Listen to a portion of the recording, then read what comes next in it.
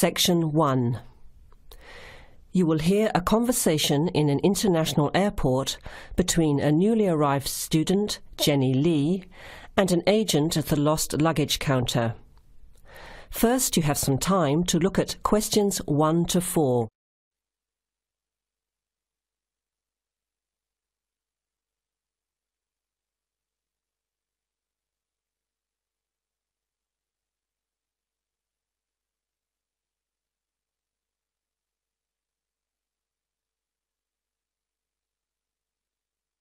Notice that an example has been done for you. This time only, the conversation relating to the example will be played first. OK, who's next, please? I think I am. How can I help you? I just came in on flight 372 from Singapore at 11:30 and my luggage hasn't arrived. I've been waiting at the baggage claim for about half an hour now and everything seems to have come off the plane.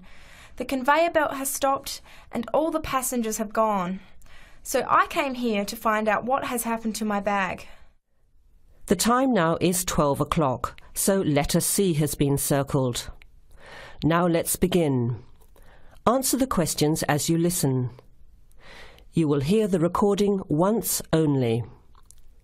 Listen carefully to the conversation and answer questions 1 to 4. OK, who's next, please? I think I am. How can I help you? I just came in on flight 372 from Singapore at 11:30 and my luggage hasn't arrived. I've been waiting at the baggage claim for about half an hour now and everything seems to have come off the plane. The conveyor belt has stopped and all the passengers have gone. So I came here to find out what has happened to my bag. Can I see your ticket, please? Here it is. So you came from Hong Kong today and changed planes in Singapore, right? Yes, the connection in Singapore was a tight one. The plane got in late and I had to rush to get to the next flight. That's the problem right there. There wasn't enough time to get your bags onto the connecting flight. Normally Singapore Airport is very efficient. Now, I need you to fill in these forms. Your name? Jenny Lee. Address? I guess you want my address here. I'm staying with relatives. Just a minute, I'll have to look it up. It looks like 583. No, it's 533 East 67th Street in Riverside. Do you have the phone number there? Yes, I do. It's 9301 4269. So you came in on Qantas Flight 392. Do you know the number of the flight out of Hong Kong? Let me see. I think it was Cathay Pacific 900 or something. Oh yes, it says here, CX912. Before you hear the rest of the conversation, you have some time to look at questions 5 to 10.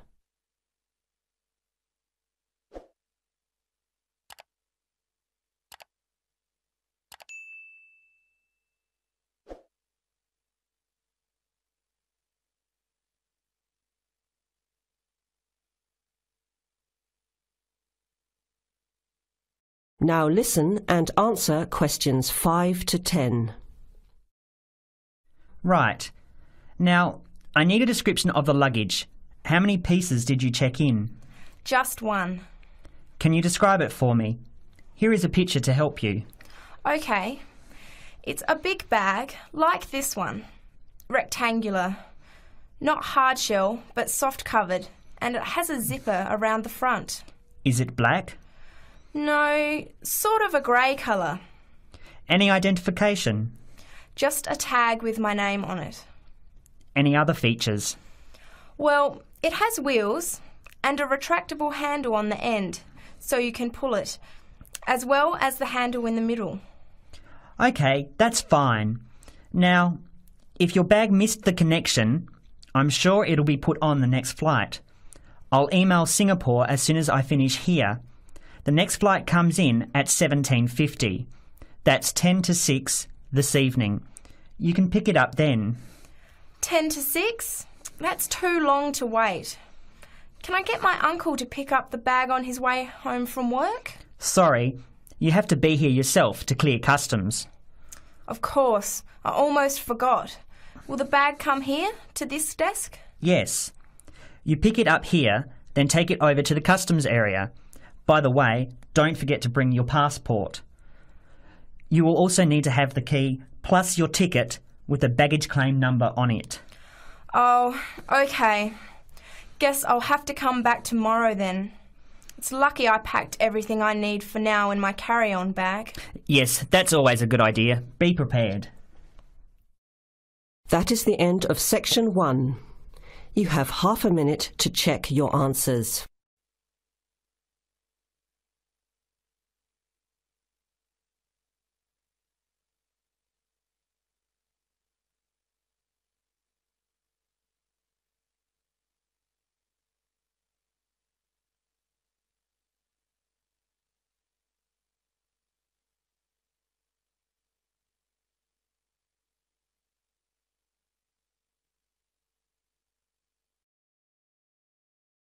Now turn to Section 2.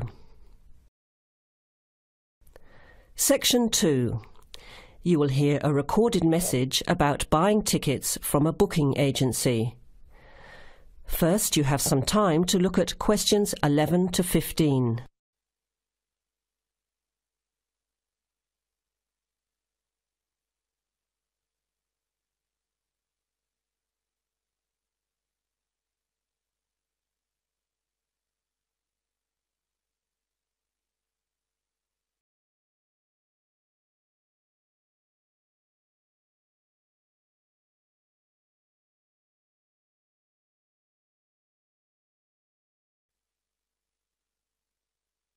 Thank you for calling ATS Advanced Ticketing System, the call system for all your entertainment needs.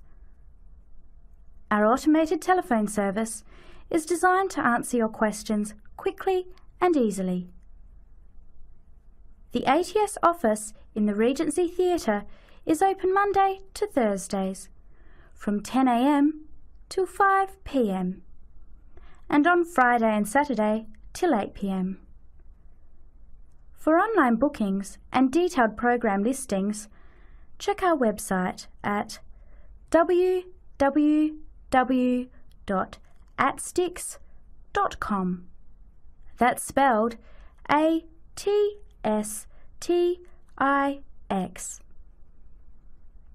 Please listen to the choices available. You may press your choice as soon as you hear it to get more information. For sporting events, including the Western International Tennis Classic, press 1. For the Formula 1 Grand Prix, press 2.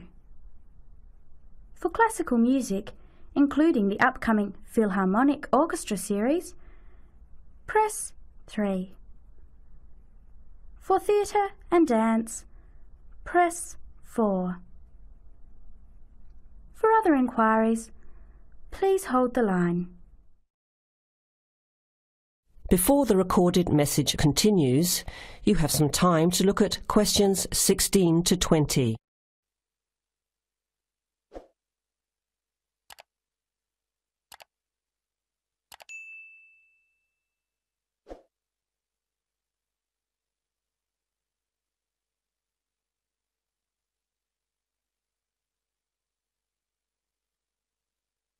Now, as the message continues, answer questions 16 to 20. Ticket prices for the Formula 1 Grand Prix on the 10th until the 14th of March are as follows. General admission. Thursday, $27. Concession, $10. Friday, $37. Concession, $15. Saturday, $55. Concession, $35. Sunday, $70. Concession, $65. Concession rates apply to children under 14 and to students seniors and pensioners on presentation of a valid card. Grandstand seating. 4-day tickets covering the 6 main grandstands cost $299.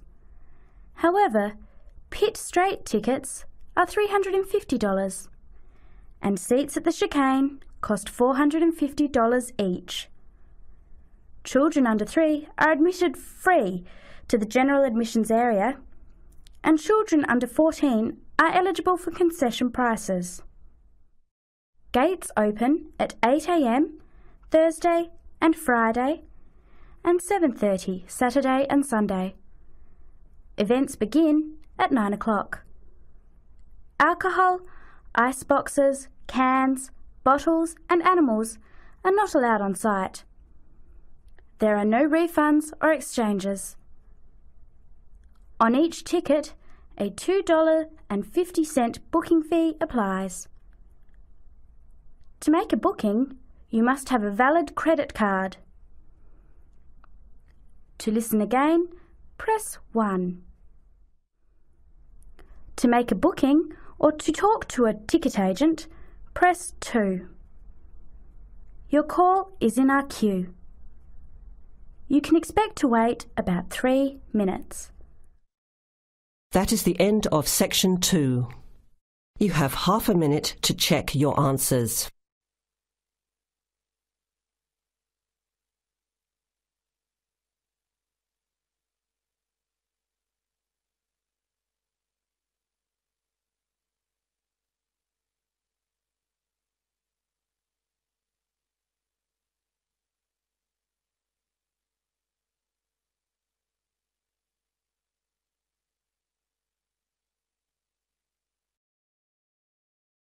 Now turn to section 3. Section 3. You will hear a discussion among 3 students who are organising an international film festival at their college. First, you have some time to look at questions 21 to 24.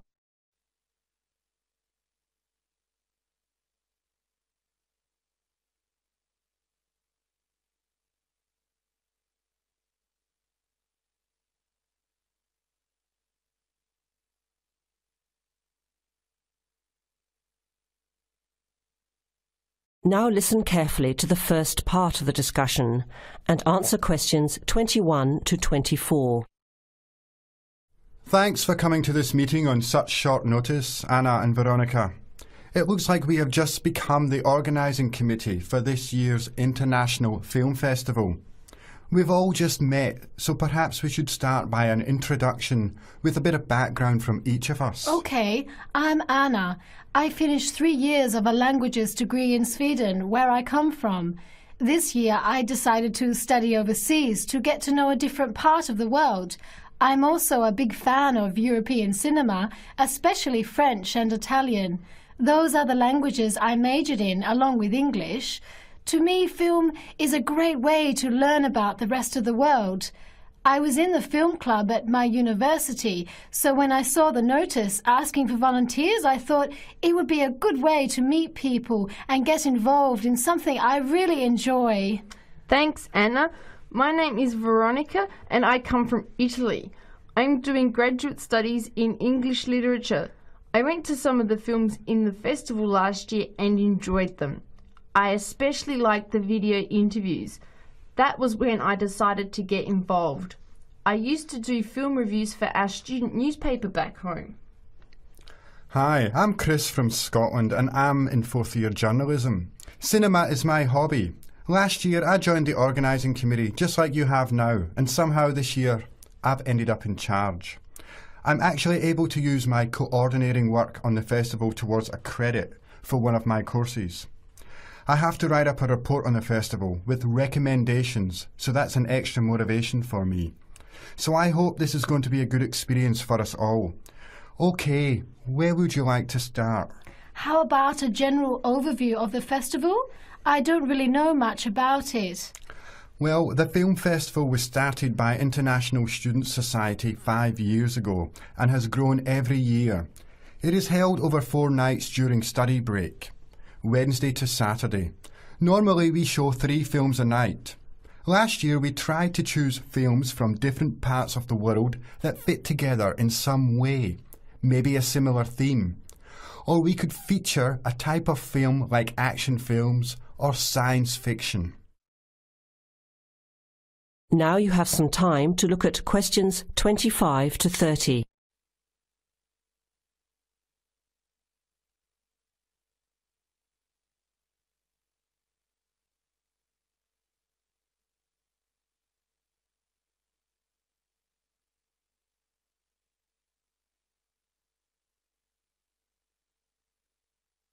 Now listen to the rest of the discussion and answer questions 25 to 30. Who picks the films? It's up to us on the committee to decide. You mean we get to pick all the films ourselves? What a hard decision. There are so many to choose from. Well, that's the fun part. We have this catalogue of independent distributors. The films are listed by language and have a short summary. We just have to go through it to find a good combination of films that will attract an audience. Veronica mentioned something about interviews. How does that fit in? We set up cameras in the foyer of the theatre and did live interviews before, during intermission and after the screening. Anyone from the audience could come up and talk about the film.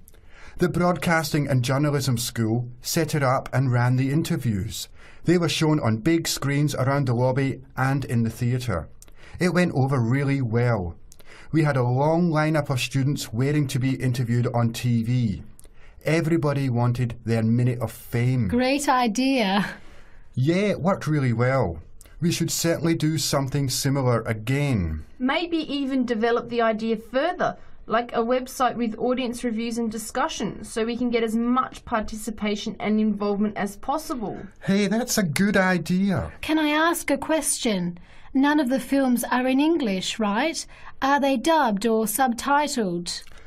Well, we do occasionally choose a film in English, but only from unusual places where the dialect is so strong they sometimes need subtitles, like the Caribbean or even Scotland.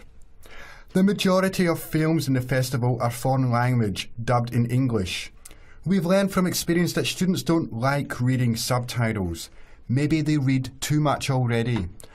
Whatever the reason, the subtitled films get smaller audiences, so we avoid them as much as possible. So how large an audience can we expect, and how much does it cost to get in?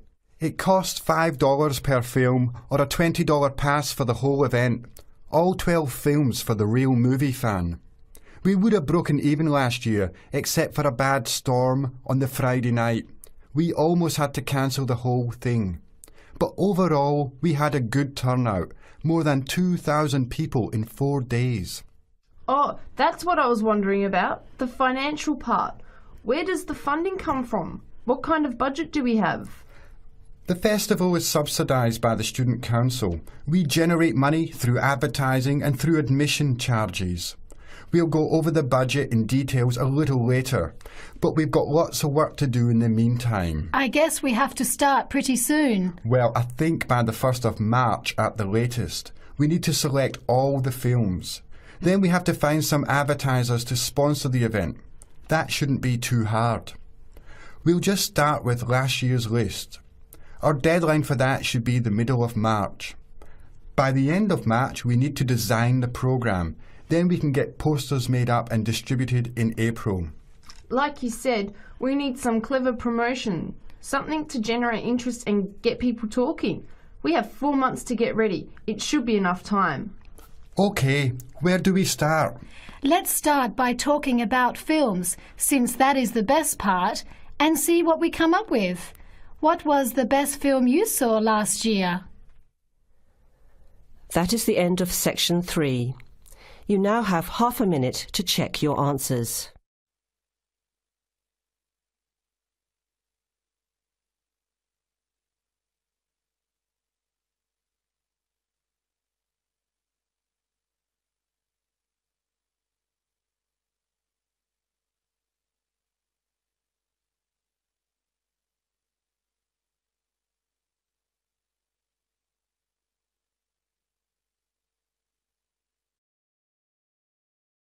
Now turn to Section 4. Section 4. You will hear a talk given by a lecturer to a group of civil engineering students on the reed bed system for sewage treatment. Before you hear the talk, you have some time to look at questions 31 to 34.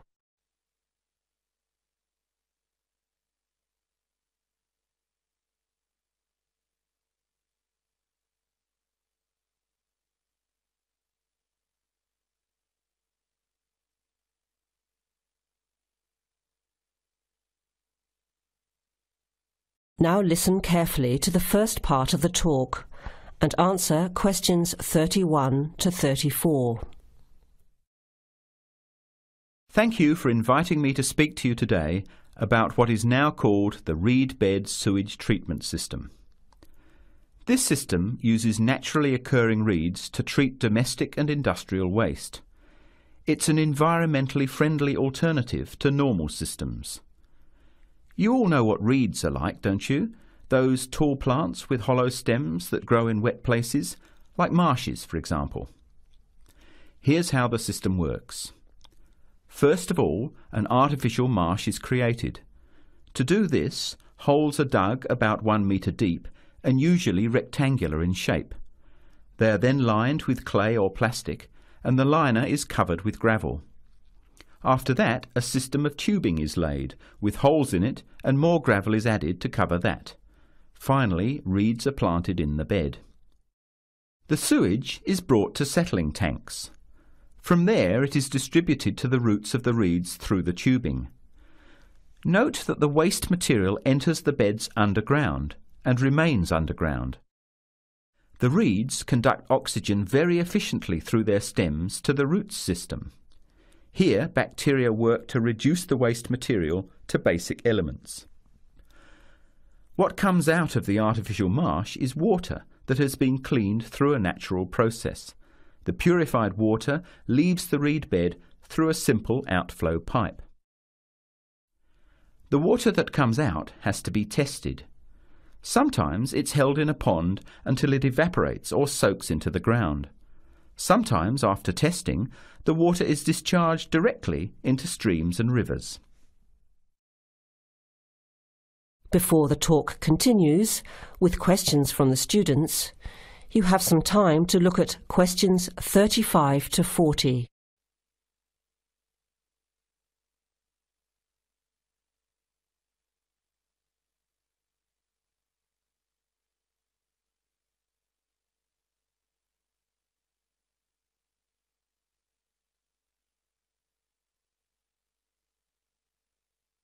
Now, as the talk continues, answer questions 35 to 40.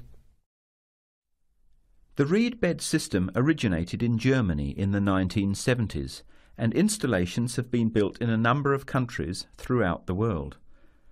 To give you an idea of the size and appearance of a reed bed installation, an area of 3 by 5 metres approximately would be adequate for a single house. It would look like a pond overgrown with reeds.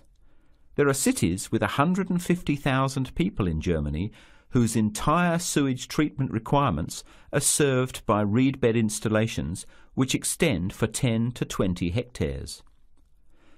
There are two wonderful environmental advantages. First of all, reed bed systems are natural composters. As time passes, high-grade soil builds up in the beds. The soil can be removed and used for agricultural purposes. Soil produced from waste containing heavy metals would of course have to be tested and the toxic material removed by chemical processes.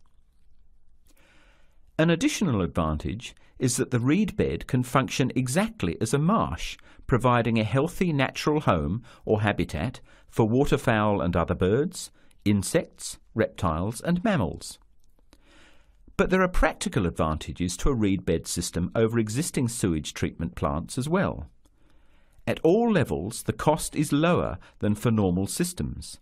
Labour costs are a fraction of the costs of a conventional system.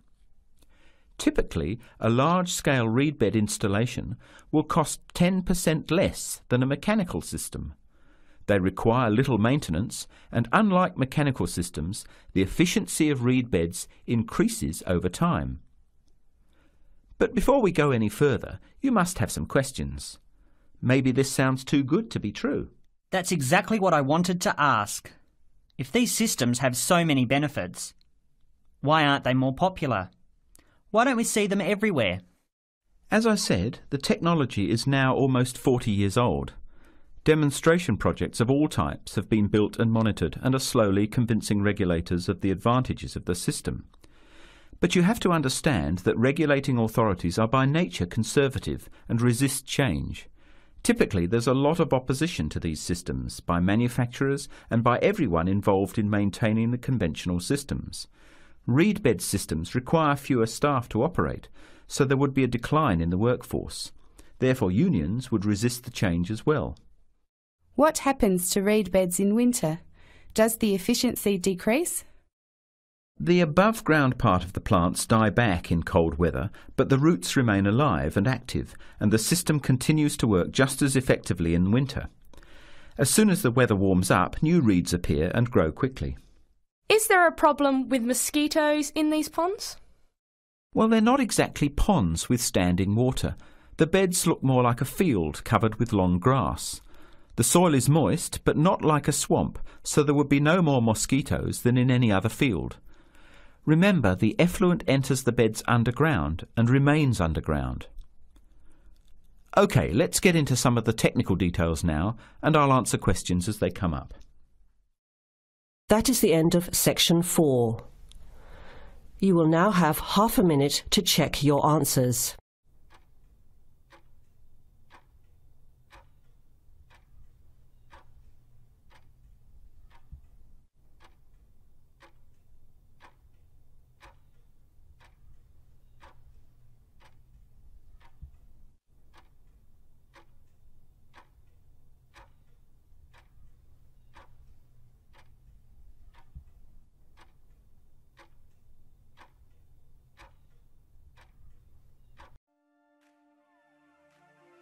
That is the end of the listening test.